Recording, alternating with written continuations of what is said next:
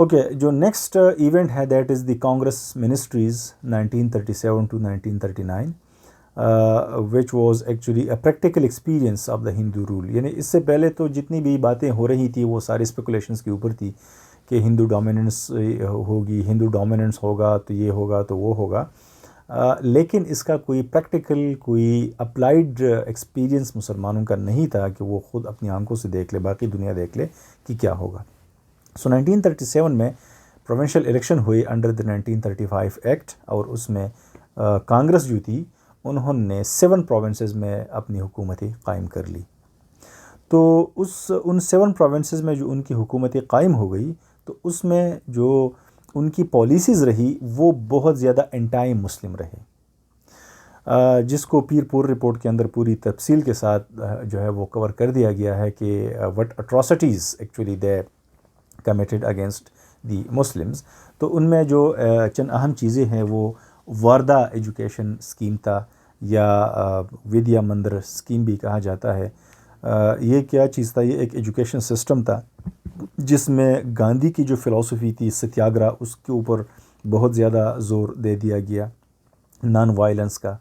اس کے علاوہ ہندو کا جو کاسٹ اور کلچر ہے، کاسٹ سسٹم ہے اور ہندو کلچر ہے، اس کو بڑا اس میں جگہ دے دی گئی تھی اس ایجوکیشن سسٹم کے اندر، اور اس کو تمام اسکولوں کے اندر لازمی قرار دے دیا گیا تھا، چاہے وہ مسلمان ہے چاہے نان مسلم ہے، تو سب یہی کریکولم، یعنی جو یہ یونیفارم کریکولم ہے یہی پڑھیں گے.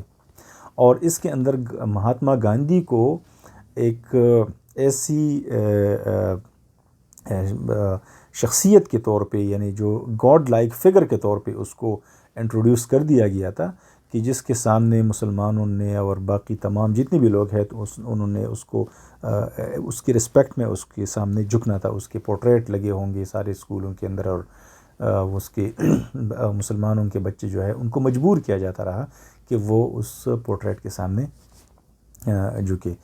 اچھا، اس کے علاوہ وندے ماترم ایک انٹائی مسلم سانگ تھا جس کو بانکم چیٹرجی کے ناول سے لیا گیا تھا، آنند ماٹھ 1882 میں لکھا گیا تھا بنگالی لینگویج میں، جس کا ایک سانگ تھا اور وہ بڑا انٹی مسلم تھا. اس کو اڈاپٹ کر دیا گیا تھا ایز اے نیشنل سانگ، اور اس کو تمام اسکولوں میں صبح جس طرح اسمبلی ہوتی ہے تو اس میں گایا جاتا تھا، including the Muslim kids, they were also forced to sing that song, جو کہ بہت انٹی مسلمان تھا. اس کے علاوہ جو ہندوز کی ریلیجس سمبلزمس تھی ان کو پروموٹ کر دیا گیا، جیسے گائے کے ذبح کے اوپر پابندی لگانا، یا ان کی جو باقی سمبلز ہے وہ سارے کے سارے ان کو پروموٹ کر دیا گیا. اور اس کے علاوہ اس حکومت میں مسلمانوں کے ساتھ بڑی سخت ڈسکریمنیشن ہوئی، اکنامکلی، ایڈمنسٹریٹیولی اینڈ سوشلی. وہ جو تھی وہ ڈسکریمنیشن کے شکار تھی. سو اس کے اوپر مسلمانوں کا جو ریئیکشن تھا وہ کیا تھا؟ مسلمان پولیٹیکلی مارجنلائزڈ فیل کرنے لگے کہ یہ جو کانگریس کی حکومت بنی ہے اور اس میں مسلمانوں کے ساتھ یہ سلوک کیا جا رہا ہے، تو مسلمان جو تھے they were actually relegated to a marginalized community. اور دوسرا ریلیجیسلی they felt threatened کہ بھئی جو ہماری مذہب ہے، مذہبی شناخت ہے، اس کو خطرہ انہوں نے محسوس کر دیا. اور یہ ساری چیزیں پیر پور رپورٹ کے اندر ڈاکومنٹ کر دی گئی ہے. So resignation of the Congress ministries in 1939، اس کی پیچھے وجوہات کیا یہ تھی کہ سیکنڈ ورلڈ وار کے اندر برطانیہ کی جو انڈین برٹش اتھارٹیز تھی انہوں نے انڈیا کو بھی جنگ کا حصہ بننے کا انہوں نے اعلان کر دیا، without consulting the local stakeholders, especially the Congress جو کہ ان کی 7 پروونسز کے اندر حکومت ہی تھی. تو ایز اے پروٹیسٹ انہوں نے ریزائن کیا کہ ہم سے پوچھا نہیں گیا اور انڈیا کو جنگ کا حصہ جنگ کے اندر دھکیل دیا گیا، جھونک دیا گیا. سو انہوں نے as a protest, as a mark of protest they resign. تو اس کو مسلمانوں نے بڑا ویلکم کیا اس ریزائن کو، اور they actually felt a sigh of relief کہ ان کو لگا کہ بھائی یہ تو ایک ایسی فاشسٹ حکومت سے ان کو نجات ملی کہ انہوں نے 22 دسمبر 1939 کو ڈے آف ڈیلیورنس یعنی یوم نجات منایا، کہ اللہ کا شکریہ ادا کیا، سجدے کیے، نوافل ادا کیے کہ ہمیں اس بدترین فاشسٹ رجیم سے جو ہے وہ آزادی ملی۔ اس کا امپیکٹ یہ ہوا کہ مسلمان جو تھی وہ they actually realised that the Congress rule meant the Hindu dominance. Congress کا حکومت میں آنا مطلب کہ ہندوؤں کی ڈومیننس ہوگی، کوئی دوسری کمیونٹی کو کوئی موقع نہیں ملے گا۔ دوسرا، مسلم لیگ گینڈ ماس سپورٹ۔ اس کے نتیجے میں پہلی مرتبہ مسلمانوں کو لگا، انڈین مسلمز کو لگا کہ we should support the All India Muslim League, کیونکہ کانگریس کا رویہ انہوں نے دیکھ لیا کہ اگر اس کی سپورٹ جاری رکھیں گے تو پھر اس کی اگر پوری ملک کے اندر ان کی حکومت آ جاتی ہے تو پھر کیا ہوگا۔ اور مسلمان جو تھا، Muslim nationalism turn popular and emotional. اس کے بعد مسلمانوں کی جو مسلم نیشنلزم کا کانسیپٹ تھا وہ نہ صرف پاپولر ہوا بلکہ ایک ایموشنل اٹیچمنٹ مسلمانوں کا اس کے ساتھ پیدا ہو گیا۔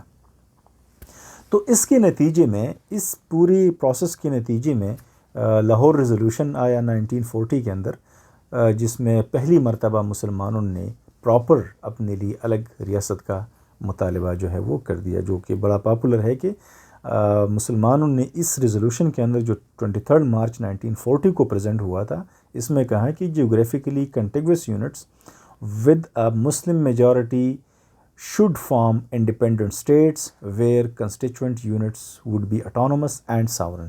مسلمانوں نے یہ کہا کہ ہم کوئی بھی کنسٹیٹیوشنل ارینجمنٹ ورکیبل نہیں ہوگا until and unless کہ اس میں یہ چیزیں شامل نہ کی جائے کہ جو مسلمانوں کی جو کنٹیگوس علاقے ہیں، یونٹس ہیں، ان کو الگ ایک یونٹس کے اندر بنا دیا جائے اور ان کو الگ ساورن اسٹیٹ کا درجہ دے دیا جائے۔ سو یہ مسلمانوں کا ایک فارمل آزادی کے لیے ایک ڈیمانڈ تھا ان کا، پہلی مرتبہ، یعنی کانسیپٹ تو پہلے سے موجود تھا، 1930 سے موجود تھا، لیکن فارملی انہوں نے اس کا مطالبہ جو ہے وہ اس موقع پہ کر دیا۔ اس کے جو کی فیچرز کیا تھے، they actually rejected the centralised Indian federation. Congress کا ہمیشہ کے لیے یہ خیال رہا اور یہ ان کی فلسفی بلکہ یہ رہی کہ انڈیا کے اندر ایک اوور سینٹرلائزڈ حکومت ہو، وائل مسلم لیگ جو تھی وہ ہمیشہ کے لیے ایک فیڈرل اسٹیٹ کا ڈیمانڈ وہ کر رہی تھی ود پروونشل اٹانومی۔ سو یہ انہوں نے اس اوور سینٹرلائزڈ فیڈریشن کی کانسیپٹ کو مسترد کر دیا، and they emphasised on the Muslim identity and right of self determination. ٹھیک ہے، رائٹ آف سیلف ڈٹرمنیشن مین کہ مسلمان ایک قوم ہے اور اس قوم کو اپنی فیوچر کا فیصلہ کرنے کا اختیار حاصل ہے۔ اس کی جو سگنیفیکنس ہے وہ یہ کہ it was a clear political goal for the Muslims. یہ آبجیکٹ لاہور ریزولوشن نے مسلمانوں کے لیے ایک کلیئر کٹ گول مختص کر دیا کہ ناؤ دی الٹیمیٹ ڈسٹنی اور the goal of the Muslim is the independent state. It transform the Muslim nationalism into Pakistan movement.